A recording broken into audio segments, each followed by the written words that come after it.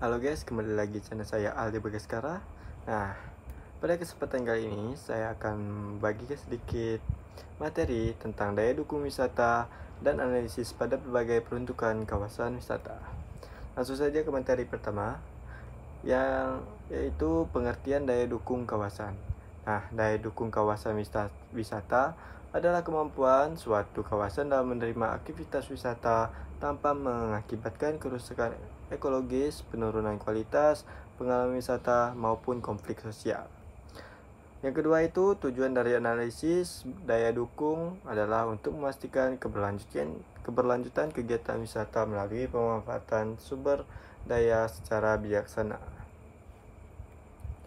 Lanjut, jenis-jenis daya dukung. Nah, yang pertama ini daya dukung lingkungan, kemudian ada daya dukung wisata, yang ketiga ada daya dukung permukiman, dan daya dukung lahan.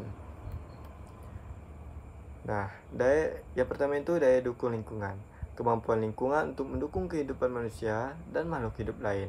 Ini melibatkan faktor-faktor seperti ketersediaan sumber daya alam, air, tanah, ataupun hutan, kemampuan ekosistem untuk menyerap polusi, dan kapasitas wilayah untuk menampung jumlah penduduk tanpa merusak keseimbangan ekologis.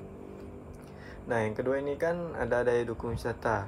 Nah, jumlah pengunjung maksimal yang dapat ditampung oleh suatu tempat wisata tanpa merusak lingkungan atau menurun kualitas kepuasan wisatawan.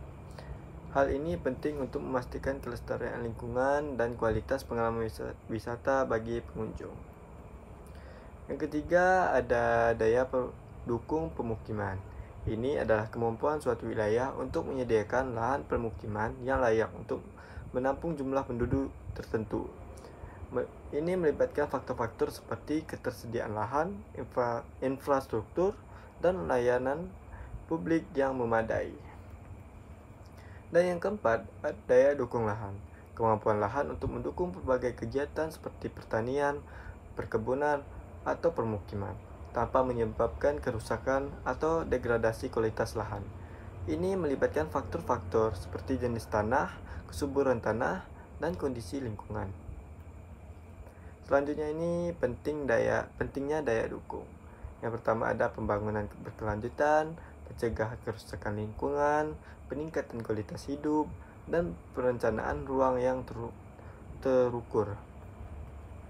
Nah, pembangunan berkelanjutan ini, pemahaman tentang daya dukung membantu memastikan bahwa pembangunan wilayah tidak hanya memenuhi kebutuhan saat ini, tetapi juga tidak mengorbankan kebutuhan generasi mendatang. Nah, yang kedua, pencegahan kerusakan lingkungan. Daya dukung membantu mengidentifikasi batas-batas pemanfaatan sumber daya alam dan lingkungan agar tidak terjadi eksploitasi atau kerusakan lingkungan. Nah, yang ketiga, peningkatan kualitas hidup. Dengan memahami daya dukung, wilayah dapat dirancang dengan dikelola dengan lebih baik untuk memenuhi kebutuhan penduduk dan meningkatkan kualitas hidup mereka. Selanjutnya ini keempat, ada perencanaan ruang yang terukur. Nah, daya dukung menjadi dasar penting dalam perencanaan ruang wilayah, membantu memastikan dengan kemampuan bisa memastikan bahwa pembangunan wilayah terintegrasi dengan kemampuan lingkungan dan sumber daya alam. Selanjutnya ada analisis pada berbagai peruntukan kawasan wisata. Elemen-elemen analisis peruntukan kawasan wisata itu ada 11. Yang pertama itu daya tarik wisata, aksesibilitas, infrastruktur, akomodasi, sarana dan prasarana, kemudian ada keamanan, kondisi lingkungan, sosioekonomi, pengelolaan, ketersediaan air bersih, dan keamanan. Langsung saja yang pertama, daya tarik wisata. Mengidentifikasi potensi daya tarik wisata yang ada di kawasan seperti keindahan alam, sejarah, budaya, atau kegiatan rekreasi.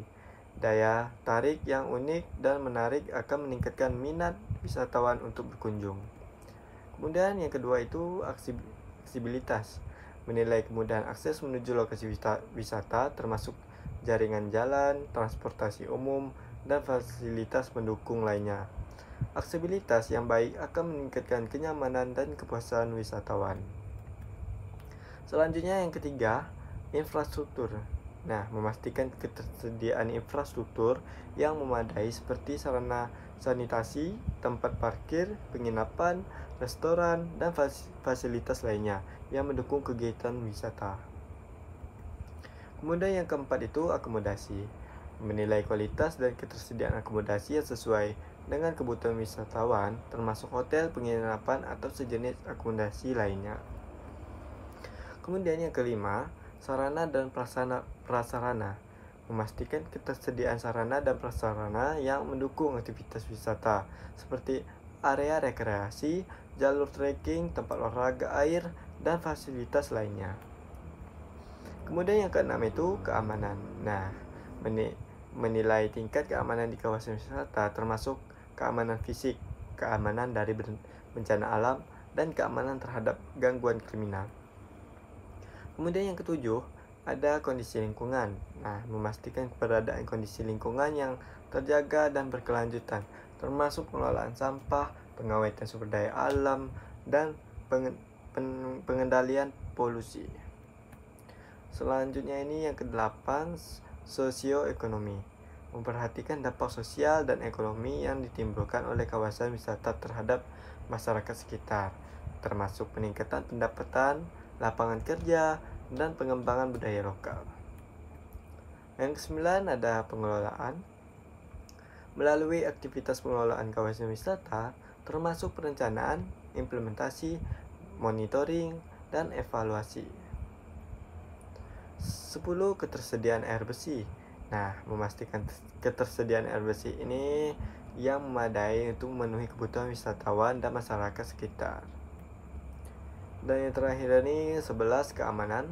Menilai keamanan fisik dan keamanan dari bencana alam dan keamanan terhadap gangguan kriminal di kawasan wisata.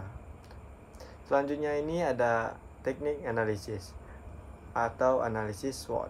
Menganalisis kekuatan atau strength, kelemahan, weakness, peluang, dan ancaman yang dihadapi oleh kawasan wisata. Analisis selanjutnya ada analisis kelayakan.